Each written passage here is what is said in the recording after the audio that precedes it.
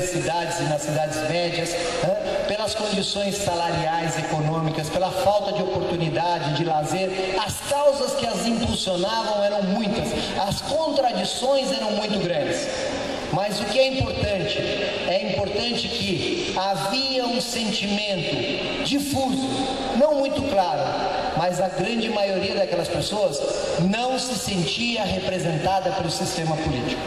Lembrem quantas centenas, milhares de pequenos cartazes falavam: eles não nos representam, esse sistema político não nos representa. Havia uma insatisfação do sistema político, mas o inimigo não vacila. O inimigo não vacila. E isso nós temos que ter muita clareza para enfrentar o inimigo. O inimigo rapidamente entendeu o que estava em jogo, parou de criticar as manifestações e passou a disputá-las.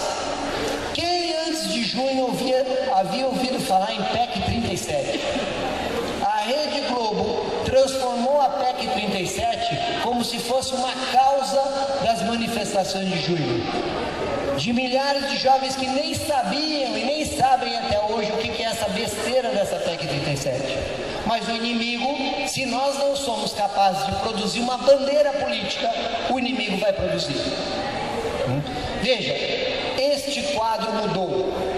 Portanto, agora existe uma condição potencial na luta popular de alterarmos e mexermos no sistema de representação política.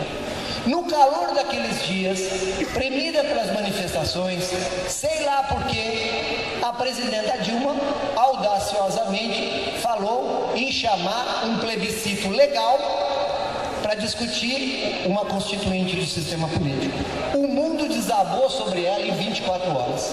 A mídia saiu bombardeando. Até mesmo dentro do PT, até ministros petistas saíram criticando a presidenta por ela ter falado isso.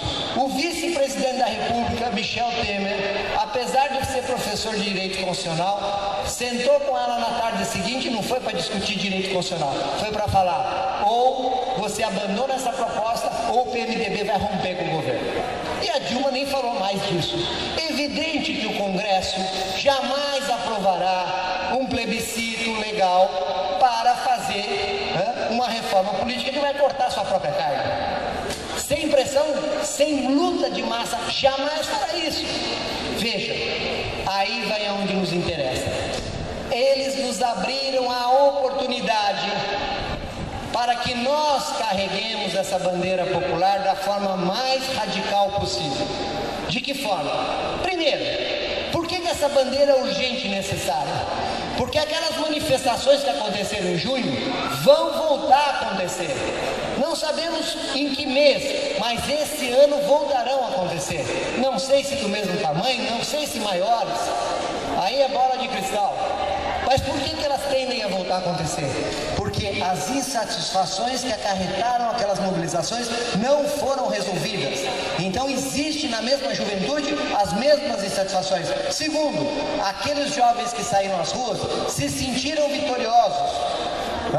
Eles se sentiram vitoriosos, com razão nós nos sentimos vitoriosos. As tarifas reduziram em várias cidades importantes, muitas conquistas foram feitas, se sentiram como protagonistas de poder popular. Portanto, podemos ter certeza que as manifestações voltarão a ocorrer em algum momento e temos que estar preparados dessa vez para elas. Porque as de junho do ano passado, pela primeira vez da nossa história, a direita estava na rua conosco, disputando o mesmo metro quadrado da rua conosco. Quem estava nas manifestações lembra que tinham grupos de extrema direita que nos mandavam arrancar as faixas, os movimentos, que impediam os partidos políticos de ter bandeira, impediam até os movimentos sociais de terem bandeira. Eram pequenos grupos de extrema direita. Isso voltará a ocorrer. O que nós podemos fazer para que novamente esta multidão de jovens, essa força social, não seja disputada pela direita, que vai disputar, claro, a mídia vai tentar botar a sua bandeira, que não vai mais ser PEC 37, vai ser qualquer outra coisa que eles vão inventar. Como nós podemos criar consciência nesse momento, para que a volta às ruas represente a volta de uma bandeira política? Isso para nós é fundamental. mas não é qualquer bandeira política, é a bandeira política principal, porque ela é uma meta-síntese. O que é uma meta-síntese? É aquela que, se você destrava, ela abre condições para todas as suas lutas. Nós podemos discutir o sistema político e a questão agrária, nós podemos discutir o sistema político e o agrotóxico, o sistema político e a saúde, o sistema político e a habitação, ou seja, todos os nossos movimentos têm interesse nessa bandeira. E se a luta social voltar, e se a juventude incorporar essa bandeira, nós vamos estar fazendo história nesse país, nós vamos estar destravando uma situação, porque se a gente não fizer isso, o melhor que pode acontecer ainda é ruim. Porque o que é melhor que pode acontecer? O melhor que pode acontecer é que os tucanos não ganhem a eleição em 2014. Mas mesmo se não ganharem, veja, vai ser um governo provavelmente mais rebaixado do que esse. Porque as condições da economia são piores, porque as alianças que são feitas serão piores, e porque as pressões da direita serão maiores, porque o sistema político a cada eleição favorece os grandes grupos, as grandes corporações. Portanto, nós só temos uma grande saída, que é romper isso, e nós temos que construir isso. Como construir? Aí nós temos uma grande ferramenta que já se comprovou pedagogicamente a melhor pedagogia de massas, o melhor pretexto para fazer uma pedagogia de massas, que são os plebiscitos populares. Vou contar agora para os mais jovens, porque os mais velhos participaram disso. Em 2002, os Estados Unidos lançou a Área de Livre Comércio das Américas, ALCA. O que era a ALCA? Ela acabava com a moeda dos países e transformava tudo em dólar. Ela submetia os tratados comerciais e econômicos e industriais ao controle dos Estados Unidos. Vocês querem saber a tragédia do que é assinar a ALCA? Vejam, coitado do México, que está se destruindo porque entrou na ALCA. Foi disso que escapamos. O Fernando Henrique era um dos construtores, sabujo dos Estados Unidos, construtores da ALCA. Mas não era só a ALCA. Alcântara, no Maranhão, tem um banho do Maranhão aqui, não? Alcântara, no Maranhão, a ilha de Alcântara, era uma sala já assinada no contrato para virar uma base militar dos Estados Unidos. Seria uma base militar dos Estados Unidos dentro do Brasil. O ministro Sabujo Sardenberg já tinha assinado isso. Nós resolvemos fazer um plebiscito popular. O plebiscito popular é uma forma de luta que pode envolver todo mundo. Na época, em 2002, nós conseguimos mais de 10 milhões de votos. Quase 10% do eleitorado brasileiro. Sem a mídia, sem recursos oficiais, apenas com a nossa militância, apenas com a nossa capacidade de luta. Isso é força social. Hoje, a história registra que nós barramos a ALCA. E todos que barramos o acordo de Alcântara já está assinado. E todos, do governo a qualquer setor da sociedade, qualquer historiador, diz claramente que o plebiscito foi decisivo para criar força social e barrar. Por que o plebiscito é decisivo? Também por duas razões. Primeiro, cada um de nós aqui tem sua rede social, seus amigos no Facebook, tem seu jornalzinho, tem seu boletim, os sindicatos têm jornalzinho, nós temos vários acessos ao meio de comunicação, mas cada um dos nossos acessos está lutando por uma bandeira. Todas elas são importantes, todas elas ajudam a formar o projeto popular, mas elas estão falando para pequenos grupos.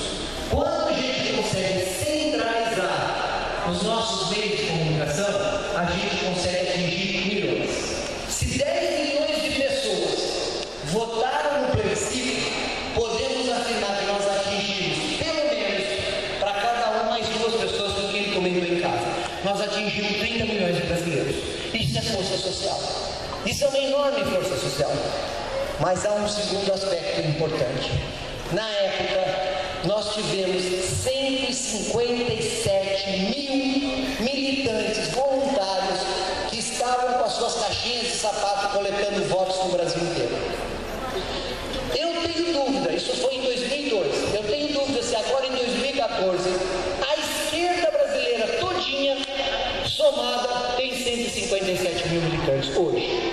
Tem dúvida? Talvez não tenha. Nós atingimos para muito além da esquerda. E essa é a força do plebiscito. Eu conto uma história para vocês que eu nunca esqueci.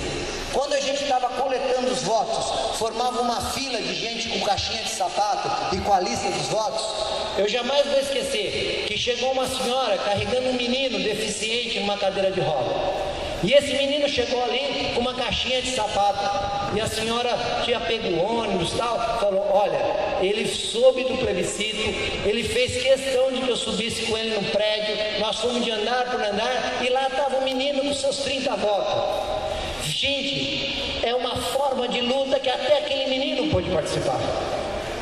Nós temos capacidade de criar uma forma de luta que milhares e milhares vão se envolver. Muitos que não iriam numa passeata, muitos que não iriam numa marcha, podem despertar sua consciência nisso. Ou seja, o plebiscito é uma excelente forma pedagógica e nenhum de nós vai abrir mão das suas bandeiras. Se vocês estão lutando pela questão agrária, é uma chance de discutir a reforma agrária no plebiscito, porque como é possível um sistema político onde o latifúndio tem um poder desmesurado e um controle sem a reforma agrária? Se nós estamos na luta dos agrotóxicos, nós podemos discutir a vinculação disso, o que é a bancada que controla os agrotóxicos. A luta das mulheres tem essa possibilidade, esse dever de construir uma unidade para demonstrar que as mulheres estão fora do Congresso Nacional. A luta do povo negro pode mostrar que o povo negro, apesar de ser maioria no Brasil, está fora da representação do Congresso Nacional. Os povos indígenas não têm nenhuma representação no Congresso Nacional. Veja, é uma luta que nos possibilita juntar a todos, mas para isso nós vamos ter que construir uma frente. E saber trabalhar em frente é um desafio difícil, porque trabalhar numa frente é eu aceitar trabalhar junto comigo aquela força política, aquele partido, aquela organização, aquele movimento que eu não gosto muito, porque se eu gostasse eu podia estar lá. Às vezes até que eu tenho briga com ele, ou estou disputando com ele, mas eu tenho que ter a clareza, a compreensão de que nesse momento essa tarefa é tão importante, romper e mexer no sistema político, que se nós não tivermos uma amplíssima unidade, se nós não aceitarmos todo mundo que queira lutar, todo mundo que queira entrar nesta luta, nós não conseguiremos ter a força necessária para construir essa proposta de milhões. Por isso, nesse momento, o fundamental é construir a unidade em torno dos problemas. Vamos ter tempo para construir as nossas propostas. Podemos até ter diferença nas nossas propostas de solução. O fundamental é a unidade em torno dos problemas. É a unidade na força social que consiga romper esse sistema político. Porque se nós conseguirmos romper esse sistema político, abrimos uma brecha na disputa do Estado. Os avanços existentes na Venezuela devem-se sim ao papel histórico, fundamental, heróico e de coragem e ousadia do comandante Chávez, mas deve-se também à possibilidade histórica e força que teve de logo do início conseguir fazer uma constituinte. Isso abriu condições para transformações, isso abriu condições de ter um outro tipo de correlação de forças no Congresso. E não é só o Congresso, é o Poder Judiciário. Quem de nós aqui não enfrenta o Poder Judiciário? A serviço de quem está o Poder Judiciário? O vínculo que os juízes têm com os latifundiários em cada município, a criminalização que nós sofremos do Poder Judiciário. Qual é o controle que nós temos sobre o Poder Judiciário? Assim como não temos controle sobre a grande mídia, sobre as 6 famílias que controlam a mídia, nós não temos poder nenhum para controlar o Judiciário, para controlar as corrupções do Judiciário, para controlar os desmandos do Judiciário e a criminalização da luta popular que é praticada pelo Judiciário. Sem mexer no sistema político, nós não vamos mexer no Judiciário, nós não vamos mexer no Congresso Nacional, nós não vamos abrir essas possibilidades de enfrentamento. Por isso, a tarefa que nós temos agora é uma tarefa fundamental e nós temos que aproveitar esse ano para construí-la. Concluo.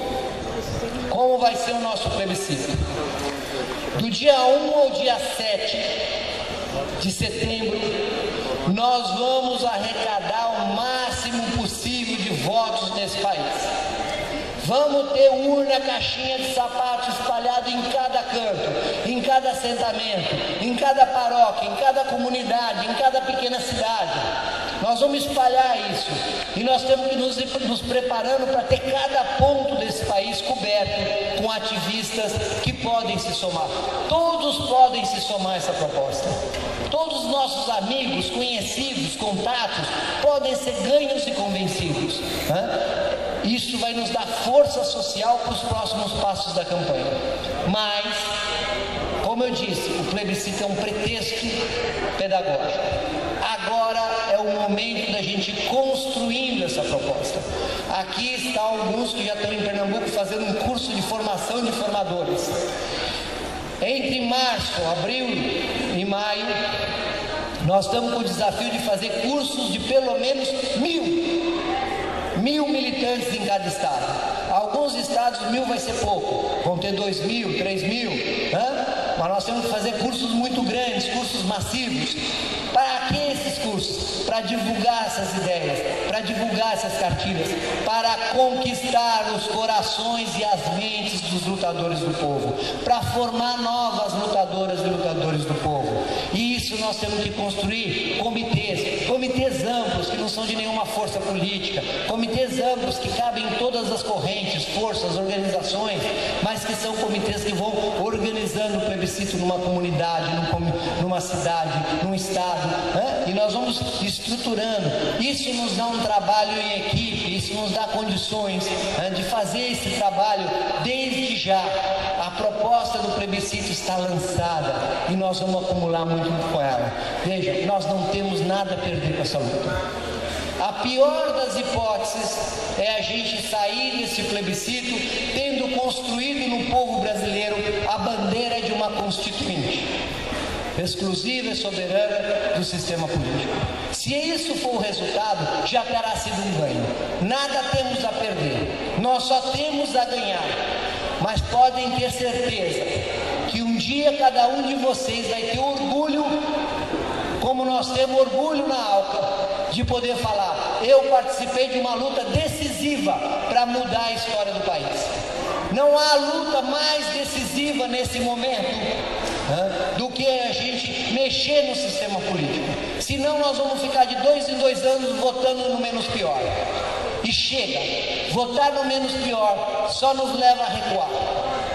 Claro que é sempre melhor votar no menos pior. Não estou dizendo que vai votar no pior ou para deixar de votar, mas isso não avança.